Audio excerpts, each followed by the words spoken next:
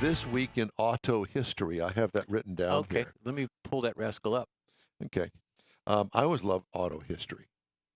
Okay. This Week in Auto History. And one of the things that I was taught in my early days of radio, which was back in the steamroller days, is that we don't go back. We don't talk about history. We don't have this day in history. Well, guess what? To all those unemployed consultants that came up with that, Naysayers. thank you.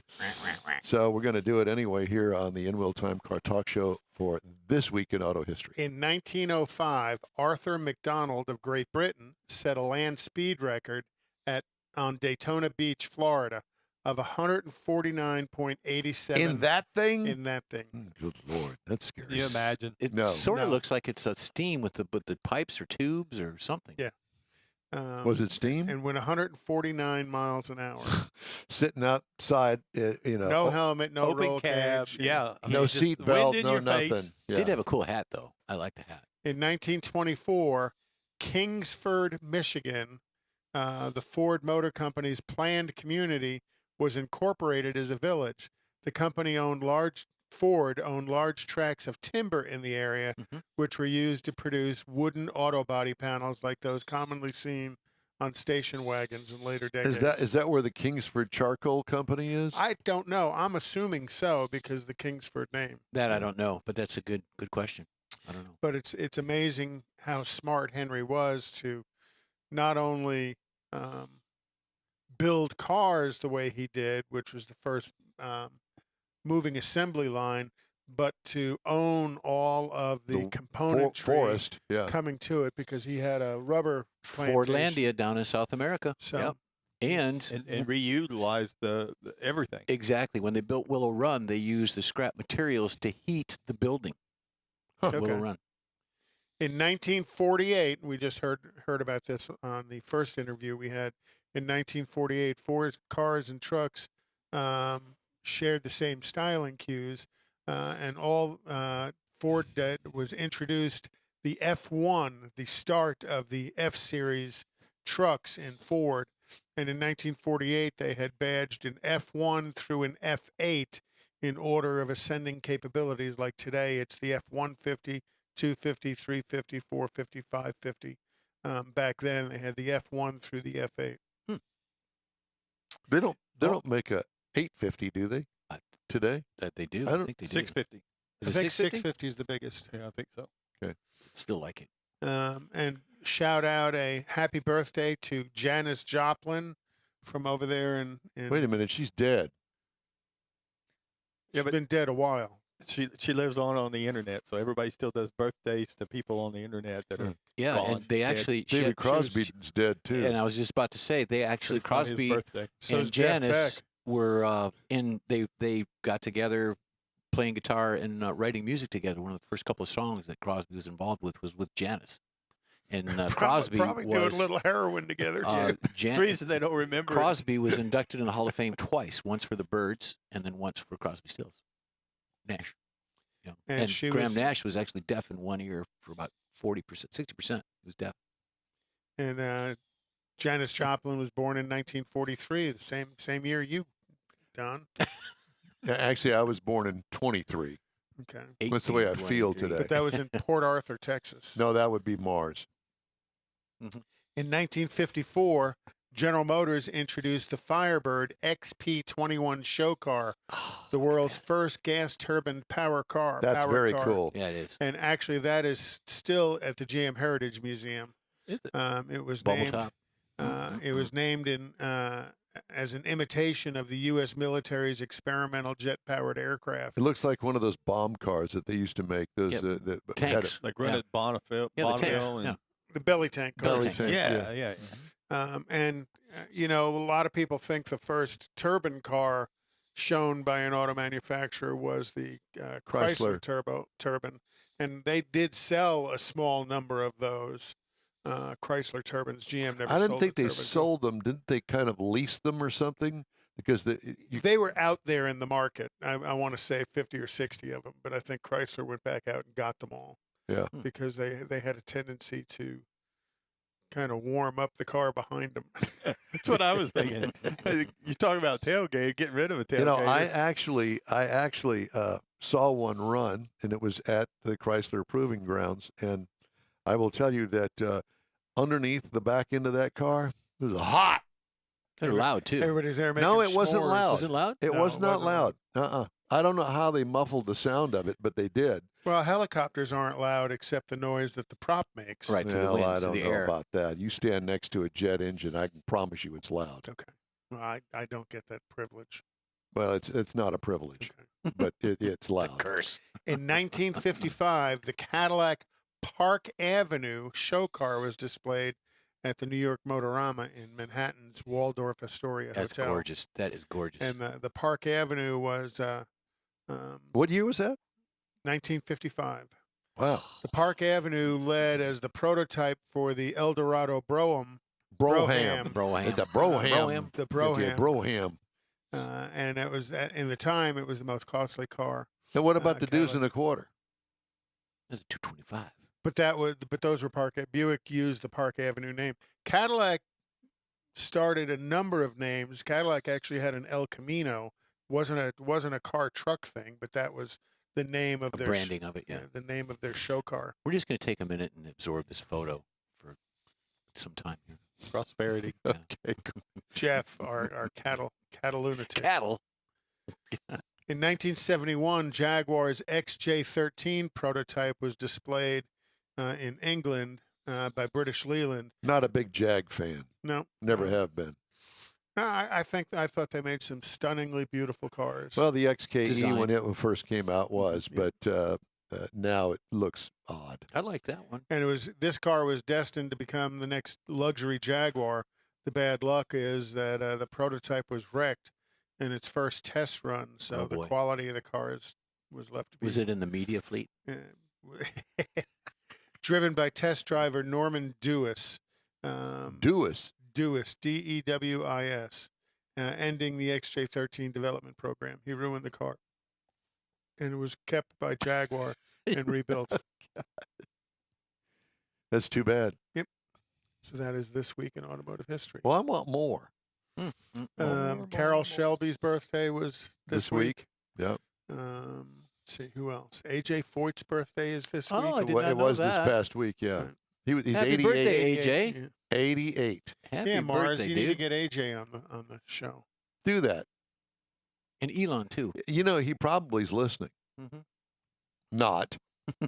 Well, But he's up in Hockley. Hockley He's or not far Waller. away. Yeah. Yeah. No, he's not that far away.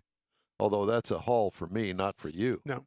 But And I had met him. He used to eat lunch at Cattleman's in Waller, and I had met him at Cattleman's a couple of times. it's in. As a matter of fact, I have an interesting story. I was doing some work for Mitsubishi Forklift. They've got a factory over there on the Beltway, and they had done a trade with AJ. We'll give you a forklift, and those things are expensive. by Oh the way. yeah. We'll give you a forklift if you will come and have a personal appearance at our. It was a luncheon that they were debuting some Forklift. whiz bang forklift, and so I had a chance to not only A interview Whiz him. Bang, is that another brand name? The Whiz Probably. Bang. So I had a chance to interview him on stage in front of the crowd of people that was there, and I also had the opportunity to have lunch with him. And walking over to the lunch from the stage, had a very nice walking conversation with him. And it's hard for him to walk because of all the accidents and leg injuries that he's had. But I was pleasantly surprised because, you know, AJ Foyt had this reputation of violent temper. Of being a hard ass. Yeah, Yes. exactly. Very much so. And he was not that way toward me at all, and I didn't pick up on any of that. He is a very, very passionate man. And needless to say, you can imagine what he experienced in his racing career starting back in the late 1940s and up to, well, I guess is he still running a race car at I think Indy? he's still a Yeah, team owner. isn't he? He's a team owner for an Indy car. think like 3 Indy cars.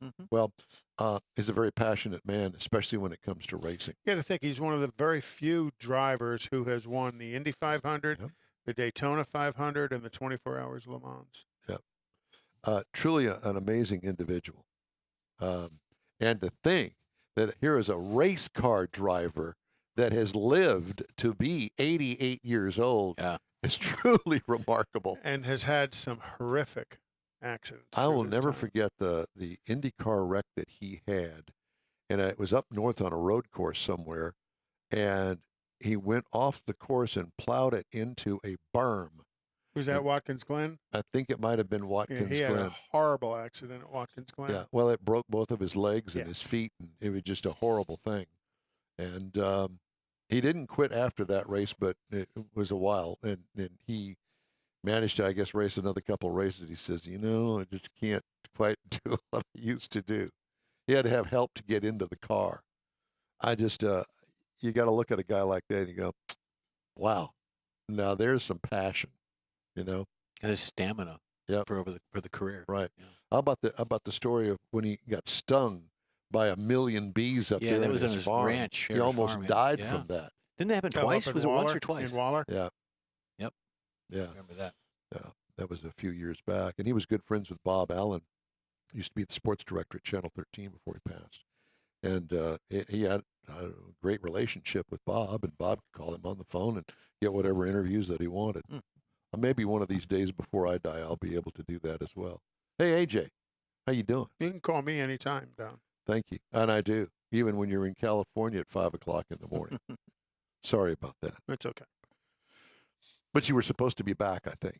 All right, it's time to move on. Quick break now. We'll be right back. You're on the In Wheel Time Car Talk Show on iHeart Radio.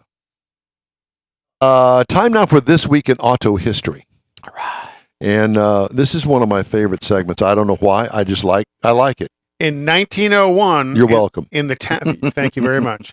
In the town of Beaumont, Texas, What? Oh, a 100-foot drilling derrick named Spindletop produced a roaring gusher of black crude oil.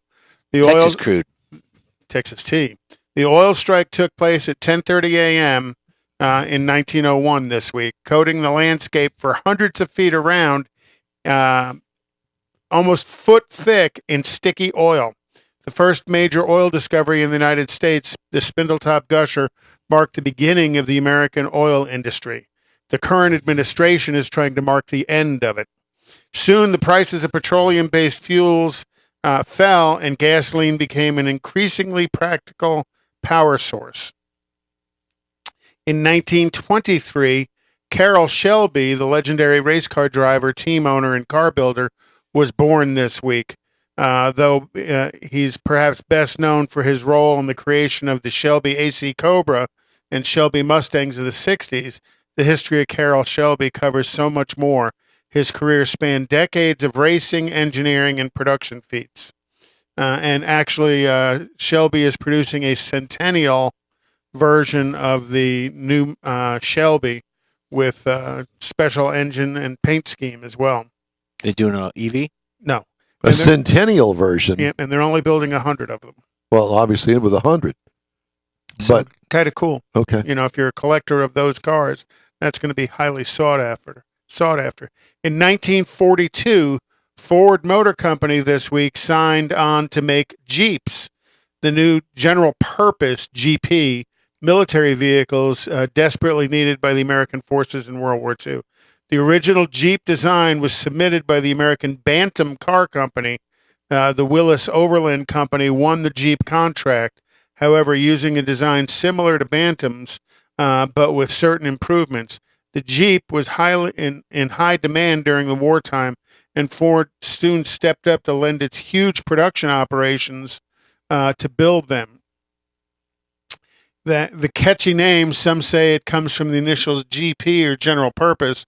Others say it was the name for Jeep, the moon dog, the spunky and durable creature who accompanied Popeye through the comics. That's what I was thinking. There were a No. total of 640,000 Jeeps made during the World War II period of 1942 to 1945. 360,000 by Willis, 270,000 by Ford, and only 10,000 by Bantam. There were a total of 9 variations of the Jeep over that 4-year period. In 1953, the Chevrolet Corvette was introduced as a show car at New York's Waldorf Astoria.